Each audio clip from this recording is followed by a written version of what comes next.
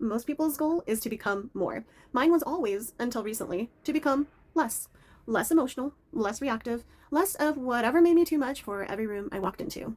I could feel tension in a room before a word was spoken. I went home from social events completely depleted in a way I couldn't explain to others. I'd cry at commercials that had dogs up for adoption because they looked so dang sad. I also cried when I was overwhelmed by God's goodness. I absorbed other people's moods all the time, like they were my own.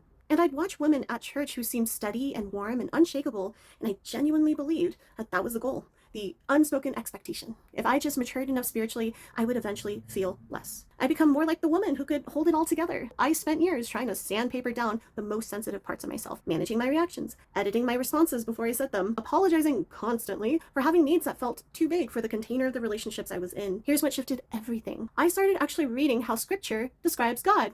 Radical, I know. Here's what I saw. He gets grieved. He's moved with compassion. The Greek word there literally means his gut moved. He delights. He's provoked to anger by injustice in a way that the prophets describe as visceral. He weeps at a tomb even when he knows what's about to happen. God in scripture is far from emotionally flat. He is profoundly, actively feeling. And I'm made in his image, and so are you. Your sensitivity is not the part of you that's least like God. In fact, it might be the part of you that's most like him.